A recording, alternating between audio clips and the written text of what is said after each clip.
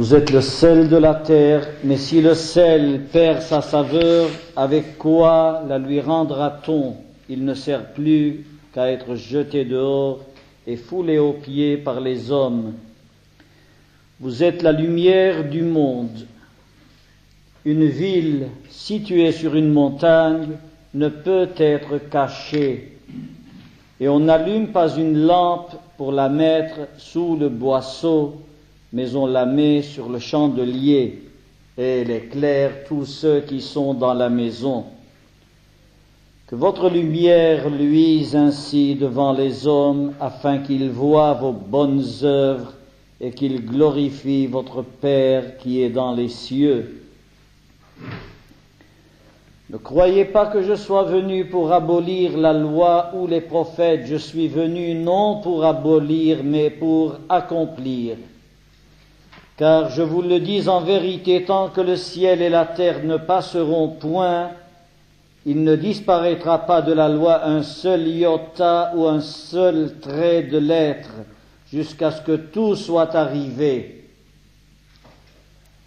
Celui donc qui supprimera l'un de ces plus petits commandements et qui enseignera aux hommes à faire de même, sera appelé le plus petit dans le royaume des cieux. Et celui qui les observera et qui enseignera à les observer, celui-là sera appelé grand dans le royaume des cieux. Car je vous dis, si votre justice ne surpasse celle des scribes et des pharisiens, vous n'entrerez point dans le royaume des cieux. Vous avez entendu qu'il a été dit aux anciens, tu ne tueras point. Celui qui tuera mérite d'être puni par les juges.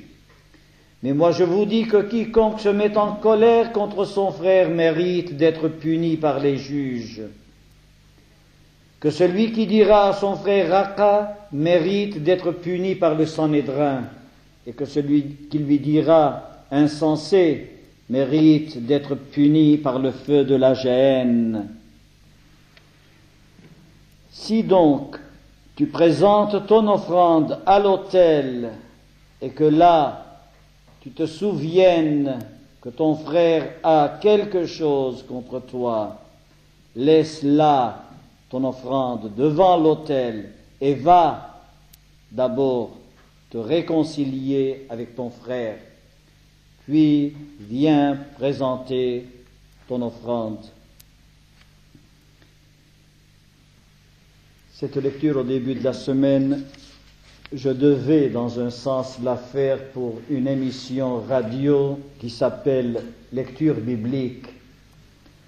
À force de lire et d'entendre parler du sermon sur la montagne, on croit qu'on le sait par cœur, ce qui ne voudrait rien dire de toute façon, même qu'on le sache par cœur, mais surtout qu'on a vraiment compris tout le contenu de ce grand sermon sur la montagne, de ce discours du trône comme l'appellent certains.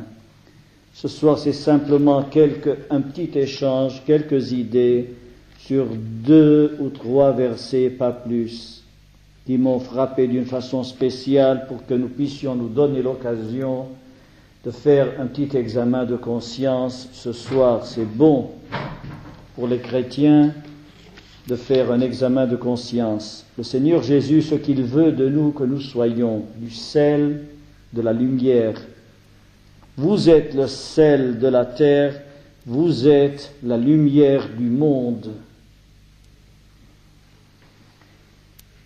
Quand notre Seigneur Jésus-Christ déclare de lui-même qu'il est la lumière du monde, cette déclaration nous paraît un peu surprenante de prime abord au début. Mais quand nous réalisons qui dit cette déclaration, nous disons que vraiment il est unique. Et c'est unique vraiment, non seulement parmi les hommes, mais unique entre tous. Unique. L'unique il est, eh bien, nous dit de nous que nous sommes le sel de la terre et la lumière du monde. Des paroles qui n'ont aucun goût, ça s'appelle insipide. Une nourriture qui n'a pas de goût n'est pas appétissante. On ne la mange pas, sauf si on y est obligé par un régime très strict. Il faut un tant soit peu de sel pour donner un peu de saveur à la nourriture. Le sel sert aussi à conserver les choses, non seulement à leur donner de la saveur pour qu'elles ne soient pas insipides, mais aussi pour les conserver. Et cela nous amène à nous arrêter un tout petit peu pour nous demander si bien souvent nos paroles ne sont pas insipides, si nos pensées ne manquent pas précisément de saveur, si notre comportement n'indique pas un manque de saveur, tout cela parce que précisément le sel que nous devons être a perdu lui-même de sa force. Il n'est plus du sel, il est du sel moitié-moitié, ou bien du sel qui ne vaut plus rien, sauf pour être jeté et foulé aux pieds. Nous sommes le sel de la terre. Si bien souvent autour de nous nous trouvons des choses insipides, ne sommes-nous pas, en partie du moins, cause de ce manque de saveur, de ces choses que nous trouvons insipides? Avons-nous fait travailler vraiment le sel qui est en nous, le sel que nous sommes, pour donner de la saveur aux choses et aux personnes qui nous entourent? Un grain de sel, bien souvent, change tout le goût d'un plat. Et c'est précisément ce grain de sel, bien souvent, qui manque et qui suffit pour changer tellement le milieu dans lequel nous sommes, nous vivons.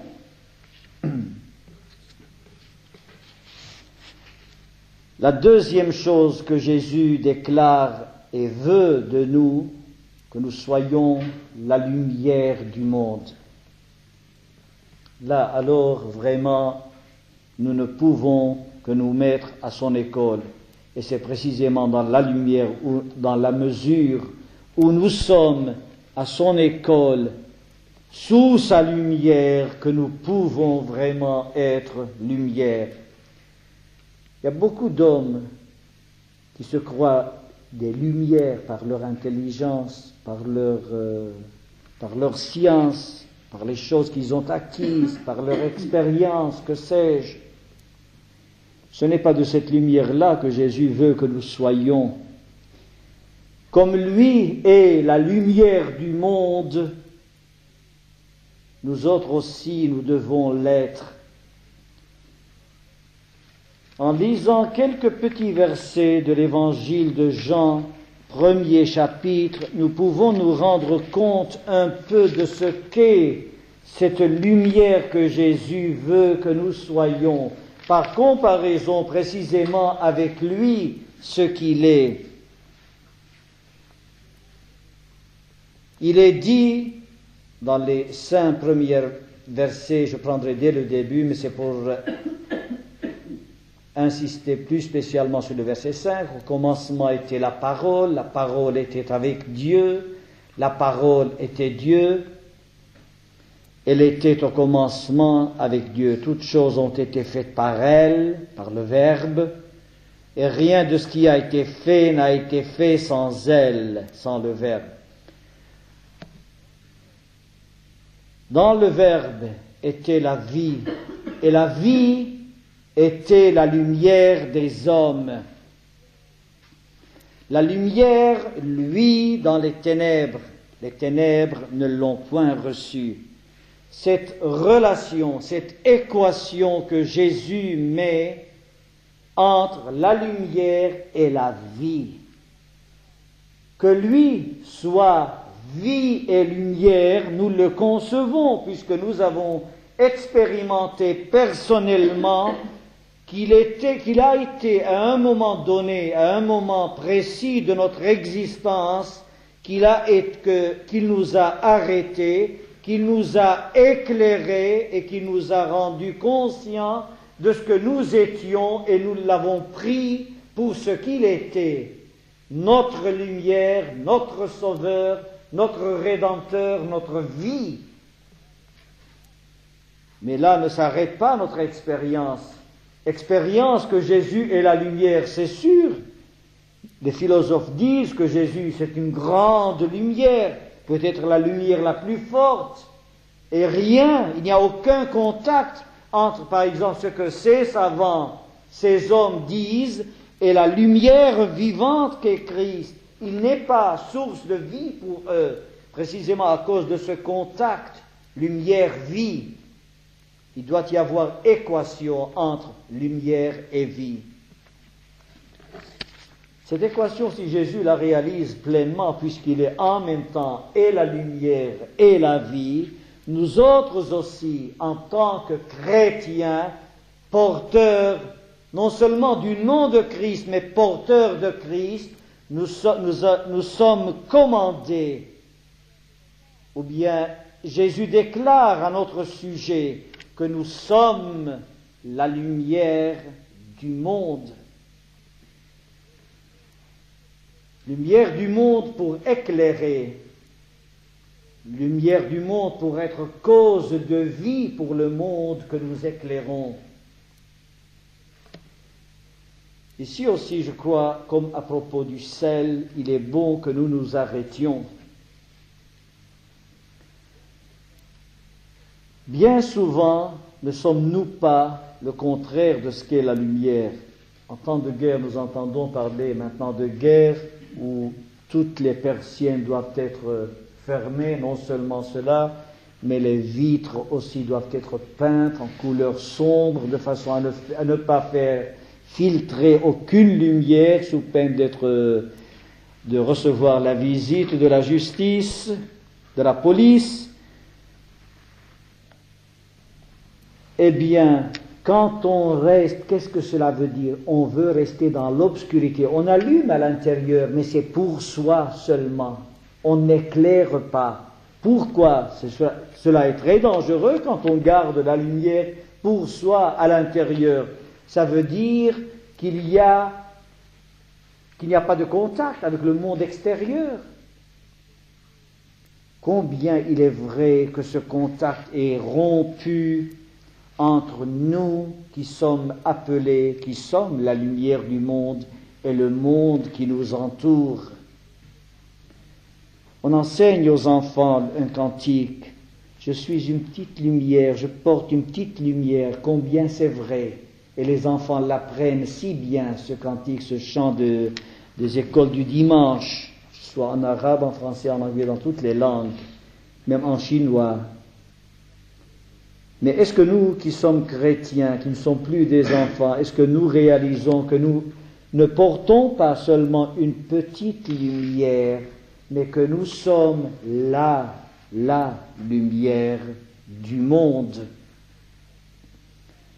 Encore une fois, si ce n'était pas la déclaration de Christ, elle nous paraîtrait vraiment surprenante. Mais Christ ne veut ni plus ni moins de nous que lui ressembler complètement. Comme lui est la lumière et la cause de vie pour le monde, il veut de ses disciples qu'ils soient la lumière et par voie de conséquence l'occasion de donner la vie au monde. Certainement, nous ne pouvons pas donner la vie aux autres, nous autres, nous-mêmes. Mais Christ, par nous, peut donner la vie aux autres, comme il nous l'a donné à nous par le moyen de son esprit. Si la lumière venait à s'éteindre maintenant, on courrait vite allumer des chandelles. Je crois que ces chandelles, on ne les mettrait pas ici, sous le pupitre. Cela va de soi qu'on le mettrait sur une place haute. C'est de cela que Jésus parle quand il parle sous le boisseau. on met bien la bougie sur le chandelier afin qu'elle éclaire ceux qui sont dans la maison. Certains chrétiens disent, pourvu qu'on me laisse la paix, je laisse la paix à tout le monde. Eh bien, Christ ne dit pas cela, il dit que votre lumière luise. Il faut donc qu'il y ait attaque. Nous n'avons pas reçu la lumière pour l'enfermer chez nous comme en temps de guerre, mais nous avons reçu la lumière pour la refléter. Que votre lumière luise, il faut qu'elle sorte de nous sur les autres pour les éclairer. Donc, ne dormons pas sur des sofas bien délicats et en disant, moi je ne fais de mal à personne, je ne veux du mal à personne, qu'on me laisse la paix, je laisse la paix à tout le monde. Que votre lumière luise, ceci bien entendu dans nos rapports entre chrétiens, entre frères et sœurs, bien entendu, mais aussi cela s'entend dans notre position vis-à-vis de ceux de l'extérieur, de ceux qui ne connaissent pas Christ, que votre lumière luise pour que les autres qui ne connaissent pas la lumière, qui ne connaissent pas la vie, la voient, qu'ils voient vos bonnes œuvres et qu'ils soient amenés à lui, à glorifier le Père. Voilà 2 déclarations. Nous sommes le sel, donc commandement de donner de la saveur à tout ce qui est autour de nous, par tous les moyens, par la parole, par le comportement, par la conduite, partout. Ensuite, lumière. Lumière, c'est-à-dire vie, cause de vie pour les autres. Et la dernière chose que le Seigneur m'a mise à cœur, c'était précisément dans la 2e portion de notre lecture, à propos de ces commandements donnés à Dieu, donnés par Dieu à Moïse pour le peuple d'Israël. Tu ne tueras point, ça c'est horrible, ou bien c'est sûr, ça se comprend, jamais de la vie. Il y a des sauvages qui tuent. Bon. Pour éviter, Jésus n'aime pas les pharisiens et ceux qui ressemblent aux pharisiens, c'est pour ça qu'il est venu ajouter un peu à ce commandement qui est fait pour les sauvages seulement. Donc tu ne tueras point, ce n'est pas pour nous, mais ce qui nous concerne à nous ici présents, c'est ce qui va suivre et que je vous prie d'entendre. Moi, je vous dis que quiconque se met en colère contre son frère, même résultat que l'autre, mérite d'être puni par les juges, mérite d'être puni par les juges. Ce qui était valable pour les sauvages est valable pour moi, pour beaucoup moins. Moi, j'ai des balances différentes, vous savez, j'ai 5 grammes, 10 grammes, 20 grammes, 50 grammes, 100 grammes, etc. Ensuite viennent les 200 grammes et le demi-kilo, etc., etc. Et bien souvent, nous gardons la mentalité que nous avons reçue de notre formation religieuse primitive. Pour moi, je garde par exemple la formation catholique, où il y avait des grammes et des décagrammes et des centigrammes et le reste, et des kilogrammes. Il n'en est point ainsi devant l'Éternel. Tu ne tueras point est fait, ce commandement pour les sauvages, et pour nous, il y a notre portion à nous, et qui a la même valeur aux yeux de Dieu, celui qui se met en colère contre son frère. Il ne dit pas si c'est avec raison ou sans raison, notez-le bien en passant, parce que toujours, on trouvera moyen, oh, ce n'est pas ma faute, il m'a mis en colère, c'est lui qui m'a obligé à me mettre en colère. Il ne parle pas de cela. Celui qui se met en colère contre son frère trouvera le même résultat et mérite le même salaire. Il y a des gens certainement pour qui la colère est une chose horrible.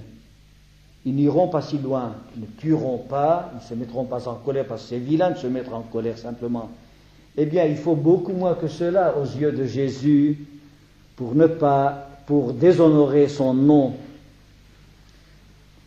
Considérer son frère ou son prochain comme simplement timbré, un peu fêlé, Nous le faisons, je crois. Il y a même en français le mot timbré, il est timbré. Raka, il est fêlé, il y a une petite fêlure simplement. Timbré en français. Eh bien, il suffit de cela aux yeux de Jésus, mérite d'être puni par le Sanhédrin, un autre tribunal, mais de toute façon, il y a une punition. Le Sanhédrin, c'était le conseil suprême chez les Juifs. Et celui qui lui dira insensé, fou, bon, je l'entends parfois, mes gosses le disent, simplement parce qu'ils l'apprennent les uns des autres. Et puis ils prennent l'habitude de dire ce mot, espèce de fou. Eh bien, insensé, mérite d'être puni par le feu de la géhenne. Vous voyez que ce n'est pas loin, ce n'est pas nécessaire d'aller jusqu'à tuer pour transgresser la loi. Il faut beaucoup, beaucoup, beaucoup moins que cela. Il faut les petites choses de notre vie quotidienne, les regards de mépris. Un regard, je ne dis pas une parole. Ce qu'on peut dire, la parole soit prononcée ou exprimée par un autre moyen, c'est absolument le même résultat et c'est le même flot qui sort du cœur. Eh bien, si mon regard ou ma langue exprime raka, c'est-à-dire l'équivalent de timbrer à quelqu'un, je mérite, c'est comme si j'ai tué, j'ai transgressé la loi de Christ qui dit « tu ne tueras point ».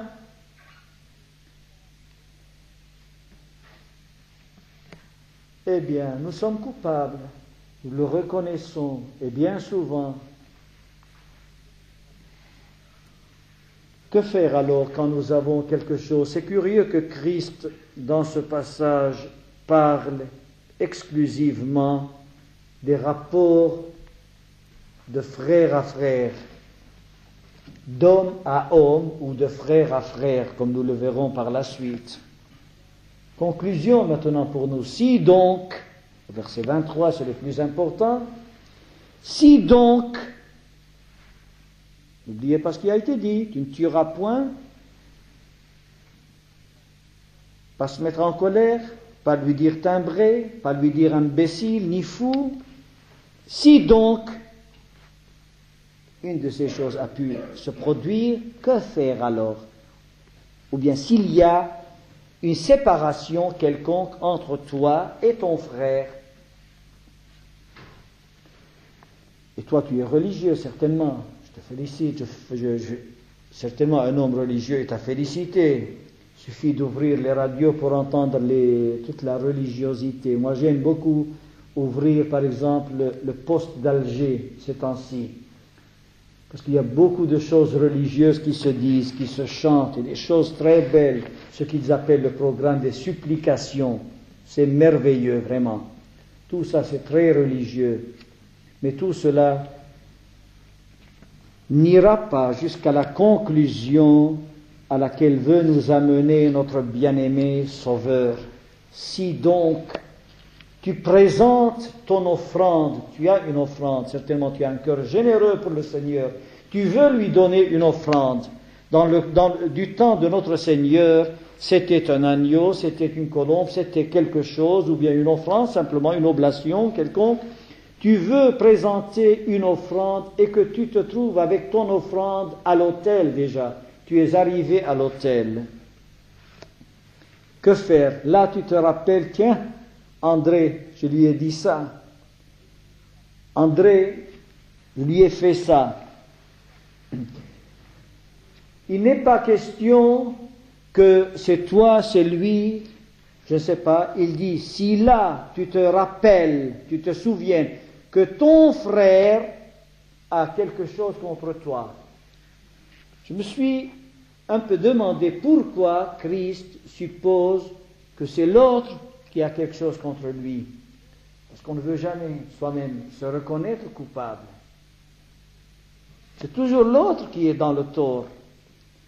C'est notre nature humaine de jeter toujours la faute sur les autres, jamais sur soi. Jésus prend le raisonnement de l'autre côté. Si tu te rappelles que l'autre a quelque chose contre toi, pas toi contre lui, non, toi, tu n'as rien, c'est sûr, toi, tu es toujours un saint homme. Tu n'as jamais fait de mal à personne, tu ne feras jamais de mal à personne.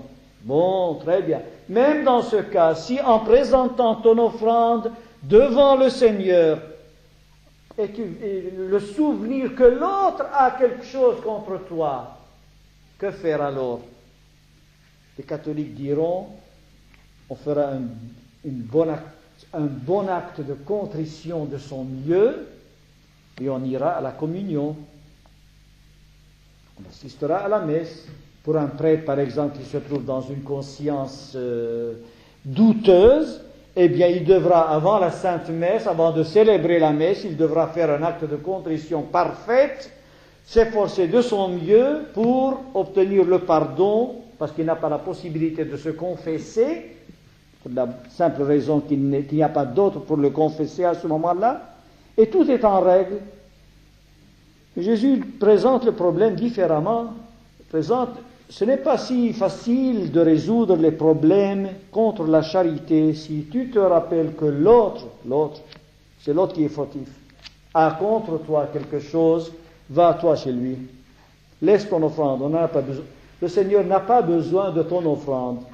Nous savons l'épisode où Saül aimait présenter les offrandes, mais il aimait un peu moins obéir à la voix de l'Éternel. Il lui dit, l'obéissance vaut mieux que les holocaustes. C'est à cela que le Seigneur nous invite ici. Laisse ton offrande, va là-bas. Là-bas, où il est ton frère.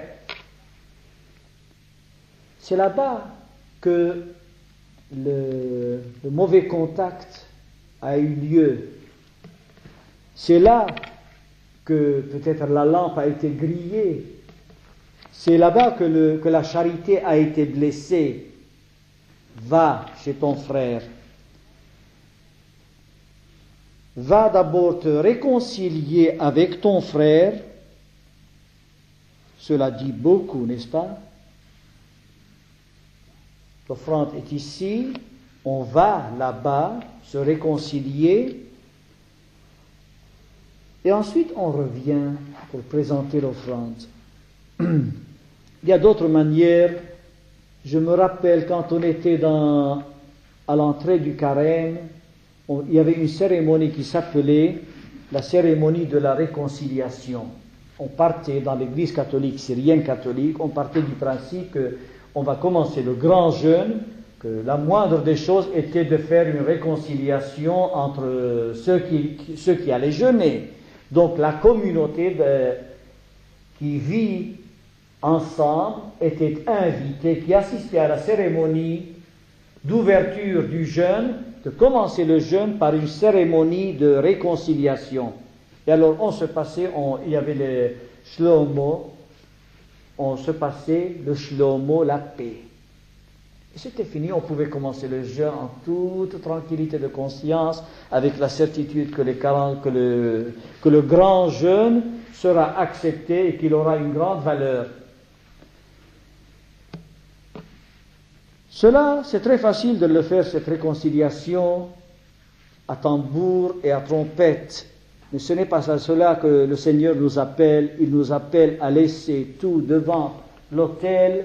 Il n'a pas besoin de faire des réconciliations à l'autel. Je ne sais pas si l'impiété arrivera jamais à ce point qu'on commette ces péchés contre la charité devant le Seigneur, devant la table du Seigneur ou devant l'autel du Seigneur. Au moins pour un juif, et pour un musulman, c'est une chose inconcevable que devant vraiment à la mosquée, dans la maison de la prière, on fasse quelque chose d'horrible.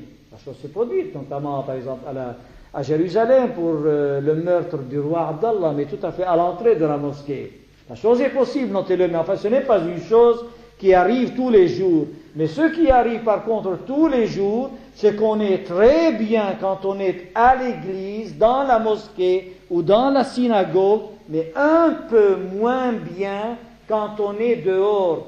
Et c'est pour cela que le Seigneur nous donne une bonne ligne de conduite.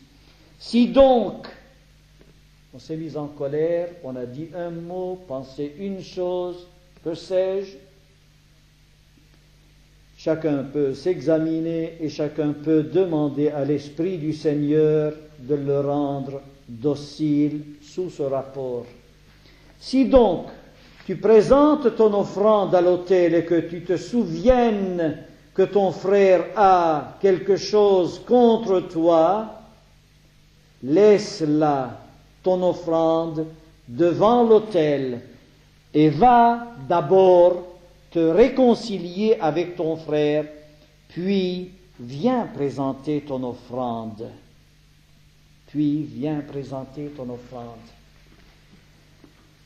La vie à laquelle le Seigneur nous invite, chers frères et sœurs et chers amis, n'est pas une vie de facilité. Dans cette portion du sermon sur la montagne, je vous ai dit, c'est un simple échange de pensées pour que nous ayons matière à réflexion à la fin de cette journée.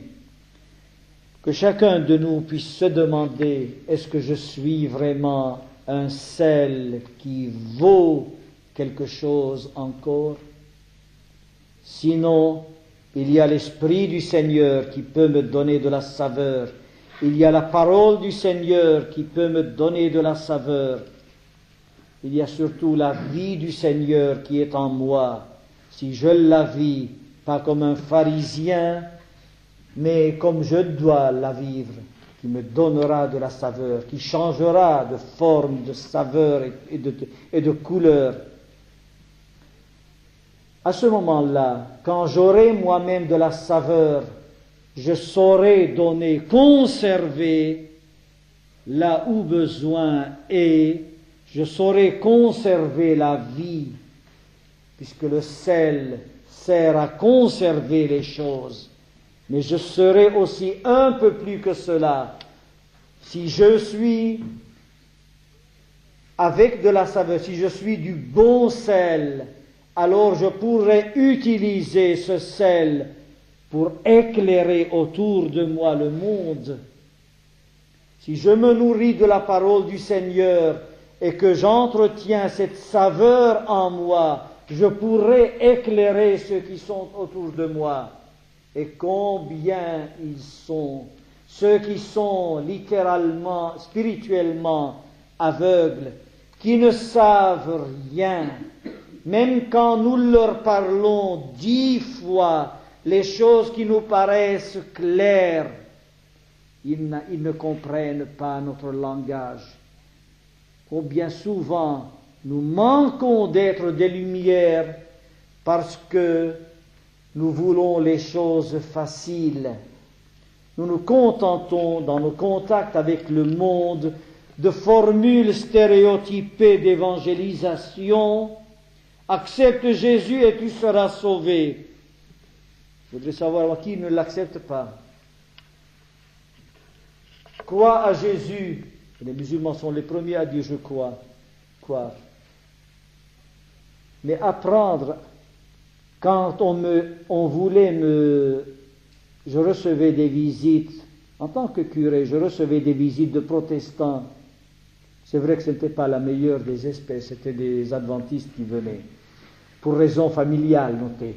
Ce n'était pas pour me convertir, mais c'était simplement pour me parler, pour me critiquer de certaines pratiques catholiques, plutôt que pour m'attirer à eux. Alors, eux trouvaient moyen toujours de discuter de choses secondaires. Alors je leur dis, mais allez chez les musulmans pour les évangéliser. Allez chez les musulmans. Ils m'expliquaient des choses et je ne comprenais pas. Je ne comprenais pas. Et pourtant, pour eux, c'était des choses très claires. Moi-même, au début, je ne réalisais pas que les choses les plus simples, les paroles les plus simples, comme accepter Jésus, croire en Jésus, n'étaient pas nécessairement des choses comprises. Ça ne va pas de soi, je vous l'assure. Il n'y a pas que les mauvaises personnes qui vous diront « moi je ne crois pas ». Non, des gens très bien, très religieux vous diront « je crois ». Mais ça ne veut rien dire s'ils croient. Ce n'est pas la foi à salut.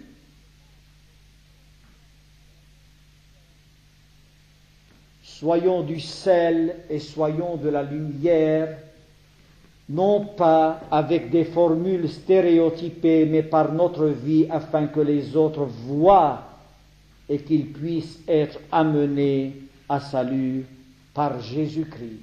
Amen. Seigneur notre Dieu,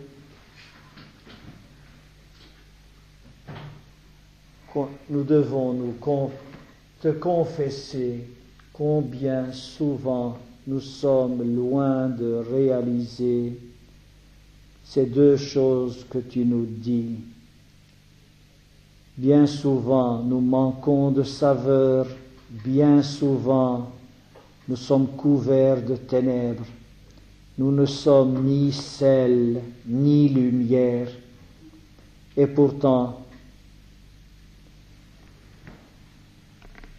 nous nous réclamons de toi, Seigneur, et nous savons que c'est en toi que nous avons mis, en toi seul que nous avons mis notre confiance, que c'est de toi seul que nous avons la vie, que nous avons le pardon. Seigneur, apprends-nous à aimer ta parole, qui est capable de nous donner de la saveur et de nous éclairer. Apprends-nous, Seigneur, à pratiquer ton commandement. Tu ne nous as donné qu'un seul, celui de nous aimer les uns les autres. Seigneur, fais que ce commandement ne soit pas seulement un commandement pratiqué en parole, mais vraiment par notre vie de chaque jour. Combien souvent, Seigneur, nous disons « ce n'est pas ma faute ». Merci parce que tu nous apprends à regarder les choses différemment, à regarder si les autres ont quelque chose contre nous. Et tu nous invites, tu nous commandes à aller pour régler, pour nous réconcilier.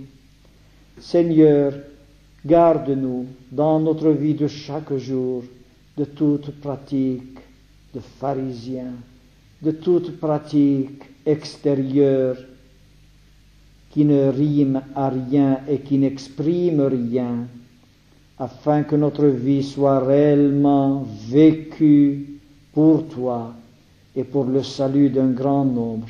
C'est ce que nous te demandons au nom de Jésus. Amen. Amen.